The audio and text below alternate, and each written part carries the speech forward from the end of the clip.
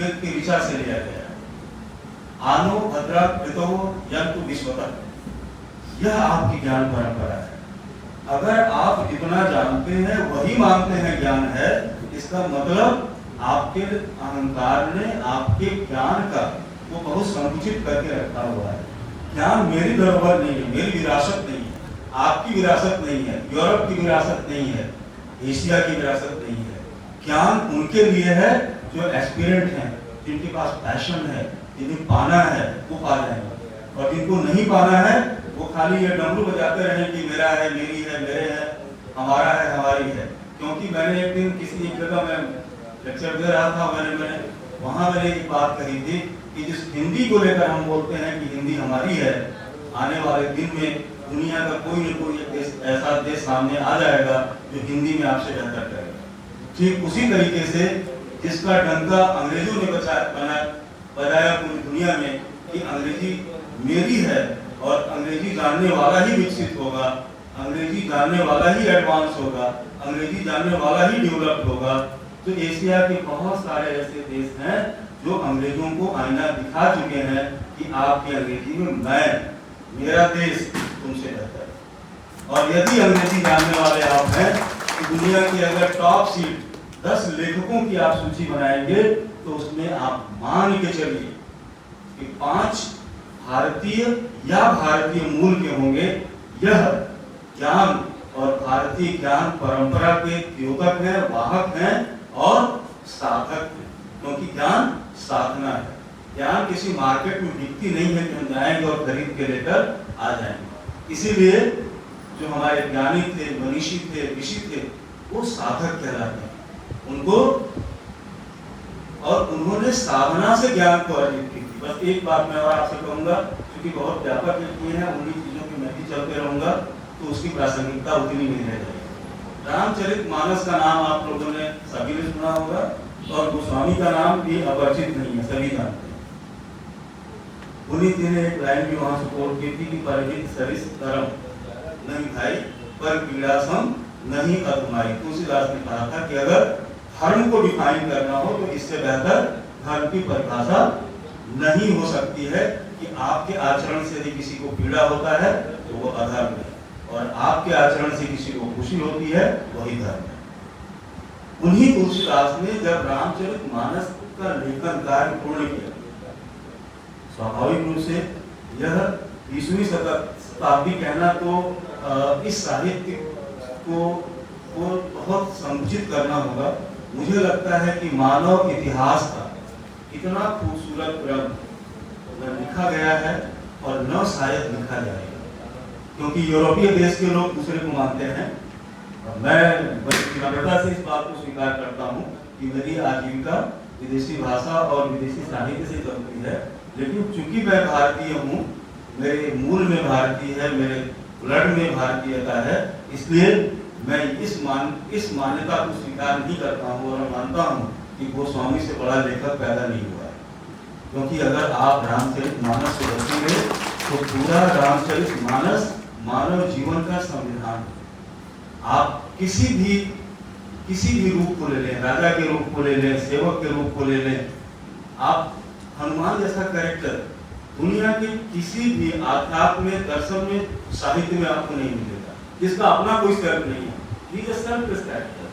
आप कभी बैठ के चिंतन करें कि पूरे रामायण में अगर एक कैरेक्टर ऐसा है जिसका हेतु क्या है, किस कारण वो लगा हुआ है, उनको मिला क्या, हनुमान को मिला क्या, उसमें वो कैरेक्टर आपको नहीं मिल सकता है। मैं भटक रहा हूँ। तो जब रामचरितमानस का लेखन पूरा हो गया, पूरी क्रेडिट तुलसीदास जी को दी जाने लगी, क्योंकि यह अनूठा ग्रंथ था और लोगों ने बड़ी तारीफ करी और तारीफ की पूर्ण दी। तो ये विनम्रता थी और ये भारतीय वाङ्मय और भारतीय ज्ञान परंपरा है कि तुलसीदास जी ने कहा कि ये मैंने नहीं लिखी है। पता नहीं, मैं नहीं जानता, आप में से बहुत सारे लोग जानते होंगे, कुछ लोग को नहीं पता होगा। उन्होंने कहा कि इसको भगवान गणेश ने लिखी है, मैं तो निमित्त मात्र था, उन्होंने मुझे इस कार्य के लिए चुना, ये मेरा सौभाग्य है। बाकी मेरे जैसे साधारण आदमी के बस में इतनी महान ग्रंथ को लिखना संभव नहीं है। यह भगवान गणेश की कृति है, यह भारतीय ज्ञान परंपरा है और यह भारतीय विनम्रता है। ज्ञान उसी के पास आएगा जिसमें विनम्रता होगी, क्योंकि अहंकार ज्ञान के बीच में, इंसान और ज्ञान के बीच में एक बाधक होता है। तो यदि आप ज्ञानी हैं, आप योगी हैं, तो पहले आप अहंकार को बाहर रख दीजिए कि आप कुछ भी नहीं जानते हैं और जीरो से शुरुआत करेंगे। निश्चित रूप से आप ज्ञान के उस शिखर तक पहुंचेंगे जहां तक आप कल्पना कर सकते हैं, क्योंकि अब वो परिभाषा बदल गया। पहले ये बोलते थे कि for you sky is the limit. अगर किसी की तारीफ हम कहते थे तो बोलते थे कि आसमान तक है। अब कहते हैं कि sky is not the limit for you. तुम्हारे लिए स्काई लिमिट नहीं है, सितारों के आगे जहां और भी हैं। You can go higher and higher above the sky. आज की ये परिकल्पना है। तो आप नए युग के लोग हैं, 21वीं शताब्दी के युवा हैं और नारी शक्ति बहुत है यहाँ पे। इसलिए इस सेमिनार की प्रासंगिकता, क्योंकि पुनीत जी ने समानता की बहुत बात करी, लेकिन आप उस देश के निवासी हैं, वाहक हैं, जिसपे आपको गर्व करना चाहिए। यहाँ सारी चीजें अपने उत्कृष्ट स्थिति में थी। चूंकि 10वीं शताब्दी से लेकर 20वीं शताब्दी की शुरुआत तक, मध्य तक, आप कहीं न कहीं से विभिन्न तरह के आक्रमणों से घिरे रहे, लेकिन यही आपकी खूबसूरती है और यही आपके परंपरा की विशेषता है कि ये खत्म नहीं हुई। आज भी हम इस पे चिंतन मनन कर रहे हैं। यही इस सेमिनार का उद्देश्य है कि किस तरीके से हम अपने राष्ट्रीय शिक्षा नीति में भारतीय ज्ञान परंपरा को शामिल करें और अपने युवाओं को इतना योग्य बनाएं, इतना ज्ञानवान बनाएं कि दुनिया का अगर कोई विद्यार्थी खड़ा हो तो हमारा विद्यार्थी उससे 20 हो और 19 ना पड़े। हमारा प्रयास ये होना चाहिए। इतना व्यापक उद्देश्य लिए हुए हमारा यह नई शिक्षा नीति है। तो अयम एक्चुअली और एक बहुत अच्छी नीति वचनानी का एक श्लोक है।